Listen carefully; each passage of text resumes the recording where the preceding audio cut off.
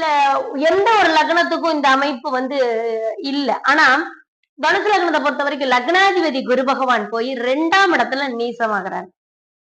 அப்போ ஒரு தன காரகன், அது பெரும் நிதிக்கு, புகழுக்கு, பெயருக்கு, பணத்துக்கு சொல்லக்கூடிய ஒரு கிரகம், அது போய் தனஸ்தானத்திலேயே போய் நீசமாகிறது அப்படிங்கிறது எந்த லக்னத்துக்கும் இந்த அமைப்பு வரல.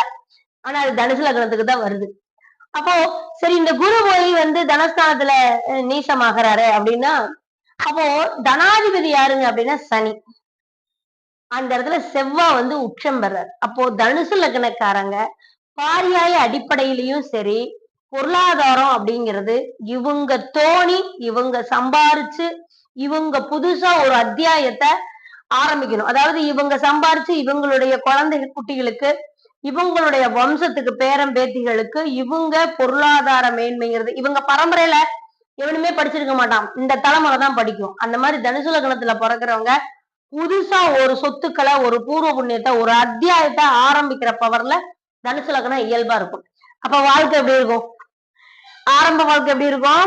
முட்டி மோதி பல அனுபவங்களை பெற்று பல ஏக்கங்களோடு பல பேர்த்துக்கிட்ட மனுஷனா வாழ்றதுக்கு போராடி அவனுடைய 40-45 வயசு காலத்தை வீண் பண்ணி அடுத்த ஜெனரேஷனை கொண்டு வந்து அப்படி நிறுத்துவான்.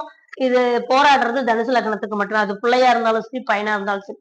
நீங்க எத்தனை சொத்து, எத்தனை காசும், அப்பா பெரிய டானு, எங்க அம்மா வீட்டுல ஏகப்பட்ட என்ன இருந்தாலும் சரி, தனுசு லக்னம் சுயமாக சம்பாதித்து சுயமாக ஒரு பூர்வ புண்ணியத்தை உருவாக்கும். அதுதான் அவங்களுடைய ஜெனரேஷனுக்கு வரும். இதுதான் முதல் பாரியாயம்னு வச்சிருக்கான் தனுசு லக்னத்தை பொறுத்த வரைக்கும். அப்ப ஏன் அப்படின்னு கேட்டீங்கன்னா, லக்னாதிபதியா போய் தனஸ்தானத்துல போய் நீசமாகறாருல, ஒரு பாயிண்ட். அப்ப தனஸ்தானத்துல செவ்வாய் வேற உச்சமாகறாருல, இது இன்னொரு பாயிண்ட் இருக்குல்ல. அப்ப போராடி வாழ்க்கையில